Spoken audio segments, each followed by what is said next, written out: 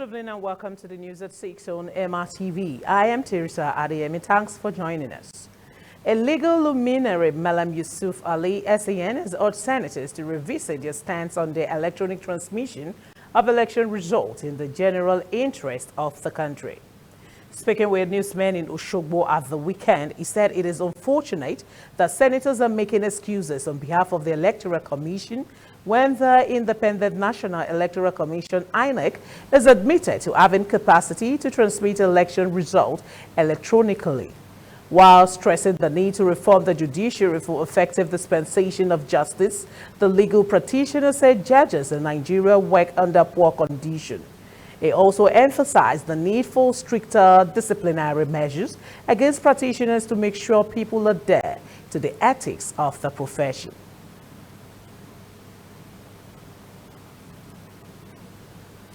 The Nigerian Association of Resident Doctors, NAD, has handed down to the federal government a 72-hour ultimatum to pay the salary areas of its members on the JFMES platform and that of its Medical Residency Training Fund, MRTF. It stated that for the strike, which began on August 2nd, 2021 to end, the government needs to meet its minimum demands, which also include payment of withheld August and September salaries, withdrawal of the case against it in court, payment of salary arrears and allowances owed its members in state tertiary health institutions, among others. The president of the NAT, Dr. Dare Ishaya, made this known in a statement at the end of the association's 44th annual general meeting and scientific conference in Bauchi. It said, and I quote, the AGM faulted the federal government for taking NAT to court due to the ongoing strike to demand for the improvement in the welfare of our members, end of quote. They decried the undue hardship members on JFMES platform are facing due to the delay in payment of their salaries ranging from 3 to 8 months. The Central Bank of Nigeria, CBN, Governor Godwin Emefiele, has said that the country's infrastructure has to improve by at least between 5 to 7% for it to stimulate productivity and sustainable growth for businesses. The CBN governor, who was represented by the Apex Bank's acting director, Corporate Communications, Osita Nwansinobi, disclosed this while giving the keynote address at the Finance Correspondent Association of Nigeria's FICAN 30th Anniversary Conference and Award, which had the theme Financing Infrastructure and SMEs for Inclusive Growth in the Post-COVID-19 Economy, which was held in Lagos. He explained that despite being a sector of the economy which has been a major driver of growth, innovation, and job creation, the micro, small, and medium enterprises, MSMEs, potential to spark growth and create jobs has been hampered by lack of access to quality infrastructure. The CBN governor noted that though countries in sub-Saharan Africa have been spending about 6 to 12% of their GDP annually on infrastructure, Nigeria has been projected to need $100 billion investment to fix its infrastructure gap annually for the next 30 years, which is currently estimated to be about 1.2% of its gross domestic product, that is the GDP. In his remarks, the Executive Commissioner of the Securities and Exchange Commission, SEC representing the Director General, Temidayo Obisan, advised that the nation should connect the right duration of money, which according to him would be long-term. He said the country is about 3 surviving infrastructure-focused firms that are totaling a multi-100 billion, each in about 90 billion at the moment, and there are some that are registered programs of 200 billion. The chairman of FICAN, Titus Chima Nwokoji, said if Nigeria's infrastructural gap, which is estimated to be 36 trillion naira annually, is addressed, a lot of the country's economic challenges will be easily tackled. He added that now that Nigeria is coming out of COVID-19 pandemic, the infrastructural deficit is fixed and SMEs thrive, economic growth will be faster. Bank of Nigeria to change the lenses through which they look at SMEs and infrastructure development by developing innovative policy measures to unlock the potential of these enterprises to drive innovation and industrialization. Distinguished ladies and gentlemen, without adequate infrastructure, the Nigerian economy cannot overcome its structural challenges and achieve growth as well as development. In recognition of this, it is my expectation that this conference will come up with innovative financing alternatives for infrastructure and MSME development. I also want to challenge you today not to be only critical of the system, but to become an indispensable partner in telling the right narrative about the CBN's interventions. Until we are able to actually develop not a penal identity management system where if you don't present your identity, you can't open an account, you can't do this, until it becomes value generating for the. Then we have started the process of actually developing the credit market. So we need to find a way, whether it's the electoral system or the DVN or the NIN, none of this is delivering value to the citizen. You want to go to hospital, nothing is associated with it. There is no value you derive, no tax benefit, nothing. So we need to pick all those things that align with people's lifestyle and valuable to them and link that to the identity system that will make it deliver value to everyone. Once we do that, you will see that there will be better loan quality as far as SME financing is concerned. People will become more responsible and use the financing for the purpose for which they are given. The National Drug Law Enforcement Agency, NDLEA, have uncovered a hotel in Abuja where drugs are sold and young ladies camped for commercial sex. At least 4 persons, 3 ladies and a man were arrested when the drug joint jet suit located at 30 Lobito Crescent, Wuse 2, raided, and some quantity of Roinol and paraphernalia for smoking crack cocaine were recovered. Chairman of NDLEA, retired Brigadier General Mohammed Buba Mawa, has directed the FCT Command and the Directorate of Asset and Financial Investigations of the agency to do all within the law to ensure the property is forfeited to the federal government to serve as deterrence to others who allow their premises to be used for drug dealing. Director Media and Advocacy, NDLEA Headquarters Abuja, Femi Babafemi, said in a statement that one Miss Ozigbo Joy Nneka has been arrested at Nako Export Shed of the Murtala Mohammed International Airport, MMA, Lagos, while trying to export packs of codeine tablet weighing 15.15 kilograms to the United Kingdom last Wednesday. A day earlier, Tuesday, 24 September, narcotic officers at the airport also arrested one Nwajido Ndubisi Emmanuel during inward clearance of Ethiopian airline passengers after arrival. All some battles of codeine weighing 5.65 kilograms were recovered from him. 2 females part, 1 student of Edo State Polytechnic, Uzen Babalola Mudukwe Angel, 19, and Esekagbe Sonia, 20, were arrested with 21 wraps of skunk, while another lady, Chioma Okocha, 25, was arrested when she tried to deliver 200 grams of crack cocaine to a customer at an eatery in Bini. Men of the Okada Area Command in the early hours of Sunday, kilograms of cannabis sativa from Utese Forest in Ovia North East Local Government Area of Edo State. In Kaduna State, Fatima Musa, a widow and notorious drug dealer, was arrested in Zango Kataf LGA while moving 12 kg of cannabis to Jess. She had earlier been convicted and sentenced to 6 months imprisonment on 7th July 2020, following an arrest on 3rd March 2020 with 45 kilograms of cannabis sativa. While commending the officers and men of the FCT, MMA, Edo, and Kaduna commands of the agency for the raids, arrests, and seizures in the past week, General Mawa urged them not to rest on their oars until the menace of drug trafficking and abuse is reduced to the barest minimum in every part of the country. Minister of Works and Housing, Mr. Babatunde Raji Fashola, has distanced himself from campaign posters bearing his name and photograph and that of Governor Babagana Zulum of Borno State as a presidential and vice presidential candidates, respectively, for the 2023 general elections. The posters is currently making the wave in the social media just as the erstwhile governor of Lagos denied to have anything to do with the promoters of the campaign materials under the aegis of Nigerian Project 2023. Fashola, in a rebuttal issued by a special advisor, Communications, Mr. Akim Bello, Sunday in Abuja, said the groups promoting the Nigerian Project 2023 were unknown to him and the ruling All Progressive Congress APC.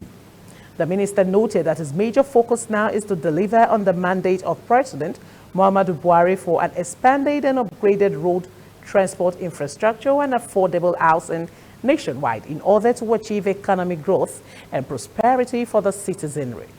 Fashola urges members of the public to be wary of the antics of unsolicited individuals and support groups whose real intentions remain questionable.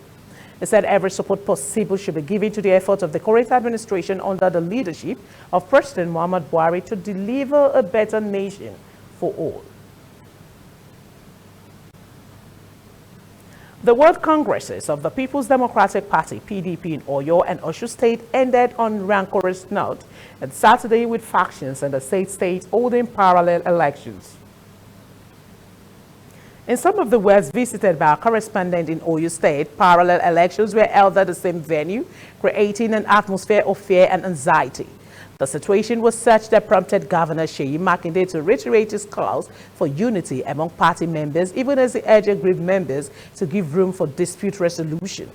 The governor spoke at Ward 11, Ibadan Northeast local government, while addressing the members who attend out to participate in the election. Some leaders of the factional groups admitted in different speeches that parallel congresses were held across the state.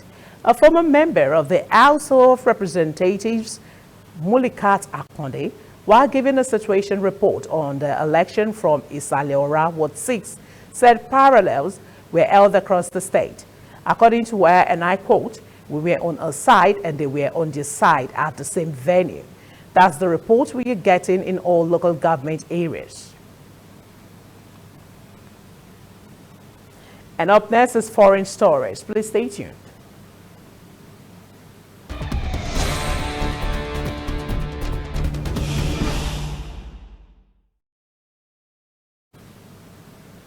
You're watching Mitv News at 6. Now to foreign stories. Sudan's military says it has repelled an attempted incursion by Ethiopian forces in the border area between the two countries.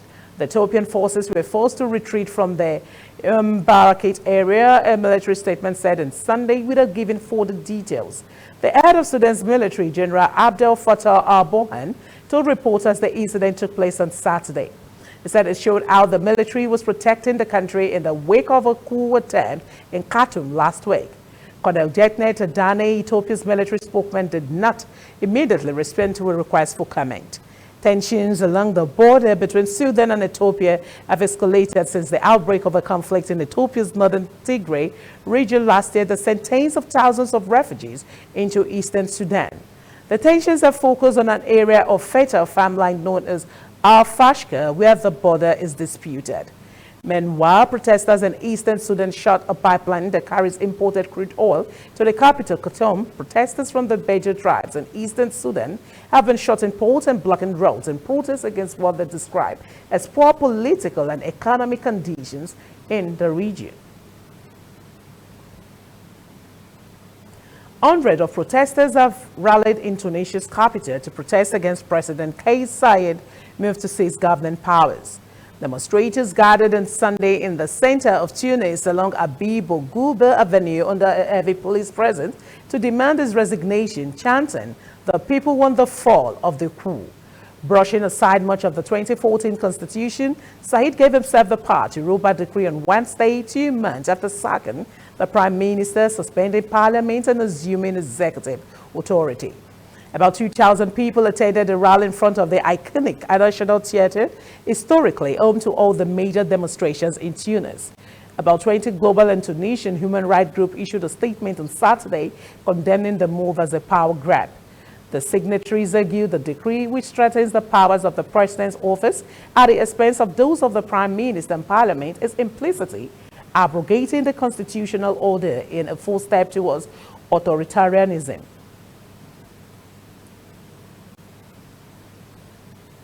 Turkey's leader says his country is considering buying a second Russian missile system, despite strong objections by NATO ally, the United States. President Recep Tayyip Erdogan said Turkey would make decisions on this defense system independently. Erdogan explained that Turkey was not given the option to buy American-made Patriot missiles, and the U.S. had not delivered F-35 stealth jets despite receiving a payment of $1.4 billion. NATO member Turkey was kicked out of the F-35 program and its defense officials sanctioned after it bought the Russian-made X-400 missile defense system. The U.S. strongly objects to the use of Russian system within NATO and says it poses a threat to the F-35X. Turkey maintains the X-400X can be used independently without being integrated into NATO system and therefore pose no risk. Police in Britain investigating the murder of Sabina Nasser, a teacher who was found dead in a southeast London park last weekend, said they arrested a 38-year-old man on Sunday. Primary school teacher Nasser, 28, was killed after leaving her home to go to Oba, just a 5-minute walk away. In the latest case to galvanize public concern about women's safety in the UK, detectives from London's Metropolitan Police took the suspect into custody in the early hours of Sunday at an address in East Sussex, a country southeast of the British capital. Detective Chief Inspector Neil Jen from the Met Specialist Crime Command called the arrest a significant development. 2 other men arrested this week on suspicion of murder have been released pending further investigation. Hundreds of people held the vigil on Friday evening in the southeast London neighborhood of Kidbrooke, where Nessa lived, and a body was discovered last Sunday. The murder caused the high-profile killing in March of 33-year-old Sarah Everett, which focused attention on what is being called an epidemic of violence against women. We go on a quick break. When we come back, we'll bring you sports stories. Please stay tuned.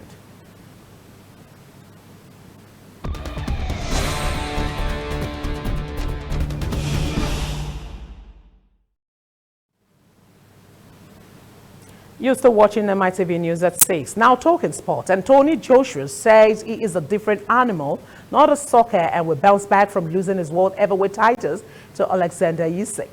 Joshua said he couldn't see in round 9 after an eye injury sustained in Saturday's 12th-round fight with the Ukrainian at Tottenham Hotspur Stadium. His promoter, Eddie Hearn, suggested his fighter may have suffered a broken eye socket.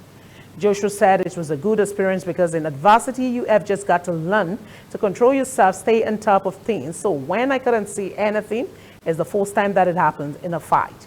Hence, had said Joshua had given Usyk 34 too much respect and would have to make fundamental changes to regain the WBA, WBO, and IBF titles and lost in the fight. The Briton has a rematch clause in his contract with Usyk and later confirmed he would take it.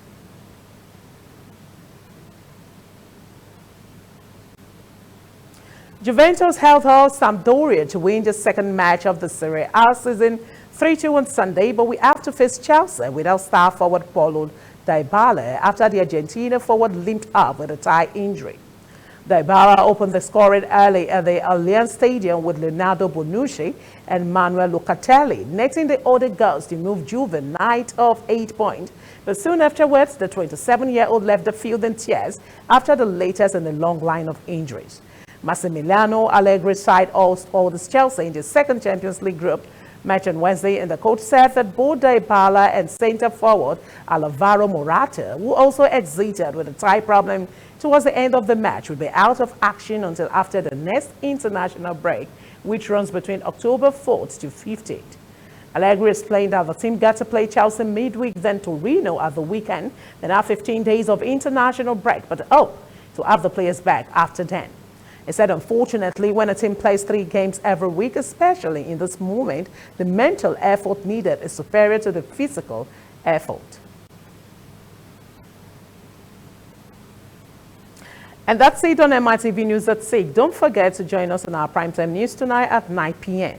I am Teresa Adeyemi. Do enjoy the rest of our programs. Good evening.